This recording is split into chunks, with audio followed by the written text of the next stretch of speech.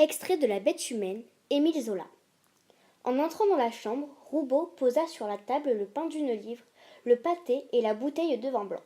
Mais, le matin, avant de descendre à son poste, la mère Victoire avait dû couvrir le feu de son poêle d'un tel poussier que la chaleur était suffocante. Et le sous-chef de gare, ayant ouvert une fenêtre, s'y accouda. C'était impasse d'Amsterdam, dans la dernière maison de droite, une haute maison, où la Compagnie de l'Ouest logeait certains de ses employés. La fenêtre au cinquième, à l'angle du toit mansardé, qui faisait retour, donnait sur la gare cette tranchée large trouant le quartier de l'Europe, tout en déroulement brusque de l'horizon, qui semblait agrandir encore cet après-midi-là, un ciel gris du milieu de février, d'un gris humide et tiède, traversé de soleil. En face, sous ce poudroiement de rayons, les maisons de la rue de Rome se brouillaient, s'effaçaient, légères. À gauche, les marquises des halls couverts ouvraient leurs porches géants, aux vitrages enfumés, celles des grandes lignes, immenses où l'œil plongeait, et que les bâtiments de la poste et de la bouilloterie séparaient des autres, plus petites, celles d'Argenteuil, de Versailles et de la Ceinture, tandis que le pont de l'Europe, à droite, coupé de son étoile de fer à la tranchée, que l'on voyait reparaître et filer au-delà jusqu'au tunnel des Batignolles. Et, en bas de la fenêtre même, occupant tout le vaste champ, les trois doubles voies qui sortaient du pont se ramifiaient, s'écartaient en un éventail dont les branches de métal, multipliées, innombrables, allaient se perdre sous les marquises. Les trois portes d'aiguillère en avant des arches montraient leurs petits jardins nus, dans l'effacement confus des wagons et des machines encombrant les rails, un grand signal rouge tachait le jour pâle.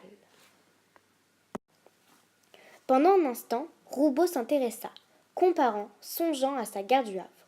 Chaque fois qu'il venait de la sorte passer un jour à Paris, et qu'il descendait chez la mère Victoire, le métier le reprenait.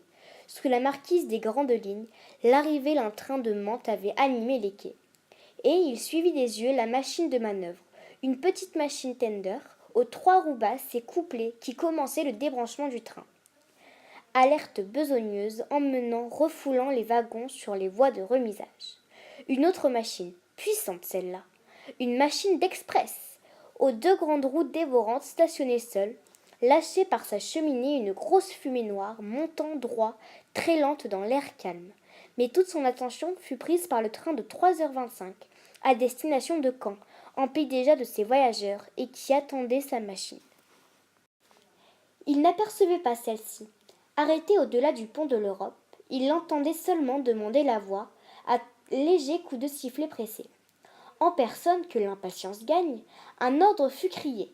Elle répondit par un coup bref qu'elle avait compris. Puis, avant la mise en marche, il y eut un silence. Les purgeurs furent ouverts, la vapeur siffla au ras du sol en un jet assourdissant. Et il vit alors déborder du pont cette blancheur qui foisonnait, tourbillonnante comme un duvet de neige, envolée à travers les charpentes de fer. Tout un coin de l'espace en était blanchi, tandis que les fumées accrues de l'autre machine élargissaient leurs voies noires. Derrière s'étouffaient de sons prolongés de trompes, des cris de commandants, des secousses de plaques tournantes. Une déchirure se produisit. Il distingua, au fond, un train de Versailles et un train d'Auteuil, l'un montant, l'autre descendant, qui se croisaient.